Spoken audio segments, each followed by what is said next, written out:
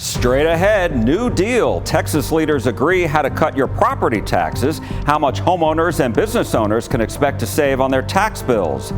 Targeting DART, a new bill making its way through the Texas Capitol, will change how Dallas area rapid transit is funded, why some North Texas cities are happy about it and others not so much.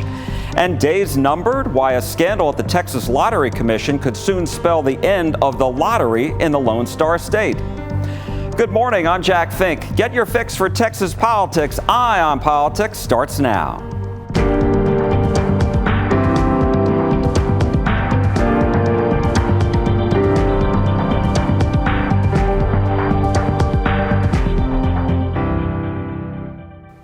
Hello and happy Mother's Day, one of the most important days of the year. Lots to get to on this Sunday, and we begin with the new deal struck by Texas leaders to provide $10 billion in new cuts to property taxes for both homeowners and businesses. Governor Greg Abbott, Lieutenant Governor Dan Patrick, and Speaker Dustin Burrows hammered out details early last week. Day to day sounds great. Caleb White of Plano says with a young family, he welcomes any additional relief on his property taxes. We're even talking about growing our family even more, so anything like that is a huge help. At the Capitol last week, House Ways and Means Committee Chairman Morgan Meyer of University Park and the Senate's lead author of property tax bills, Senator Paul Bettencourt of Houston, announced the deal. And that means we've got home and business property tax relief on the way.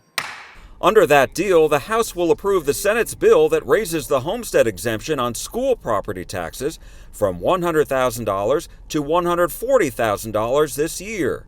Those over 65 and the disabled would receive an additional $60,000 this year, up from $10,000. The state would continue replacing billions of dollars in property taxes with other state revenues to pay for public schools. Also under the deal, the Senate will approve the House's bill that will increase exemptions for business property taxes from $2,500 to $125,000 starting next year. Year after year, they get taxed on these items they already own. And so this is really good. It's probably will reduce business property taxes by about $2,500. But a representative from the city of Fort Worth testified this week that reducing business property taxes will impact homeowners. It shifts the tax burden over to the residents. Correct. We would have authority to go to a higher tax rate if that's what our elected leaders wanted. If I have one plea to the body today, though, it is this: do more. I spoke with State Senator Paul Bettencourt, who told me how much home and business owners will save. It's really a big deal because this is basically tax relief to every home and business owner in the state of Texas. Exemptions are very powerful tools because people don't pay the government.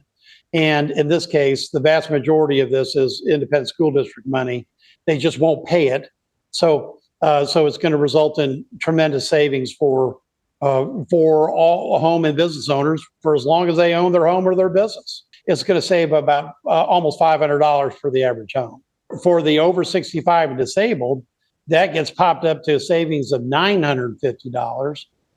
But again, this is a little bit more it's a bigger news among the over 65s because 43% of them are already not paying taxes because these are people that have frozen their bills effectively 5 or 10 years ago.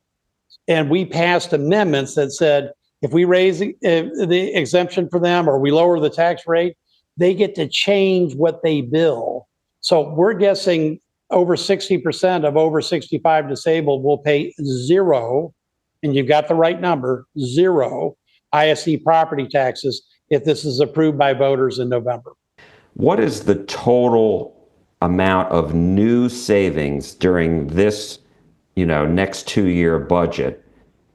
In addition to everything else? It's over $10 billion. And this is a great question because you have to effectively think of every biennium as like a pot that you have to pour in money to lower property taxes. So we're pouring in over $10 billion. And as you know, some conservatives have said they want to see more and that this was not enough given the nearly $24 billion budget surplus that the state legislature had coming in. What do you say to that? Well, a lot of that is driven by a theory that you should be able to eliminate all property taxes. And the problem with that is that we don't have $86 billion to eliminate all property taxes. If we did that, that would be like 86 out of $94 billion a year that we have to do everything. So the right answer here is just to keep chipping away and doing what you can to help people when you have surplus money to, help get their property tax bills down. What about the renters? What we've seen, all the national studies show that if you're in a competitive marketplace on rents, then when taxes are cut, that actually gets to the renters because they can't afford to jack up rents. And this is a way to help them not jack up rents. Lawmakers in the House and Senate are expected to approve a combination of bills, and then voters will have the final say on Election Day in November. Are the days numbered for the Texas lottery? Why lawmakers are considering doing away with the group that oversees the state lottery. But next, how a new bill advancing through the Capitol is targeting DART and dividing neighboring North Texas cities. When Eye on Politics returns.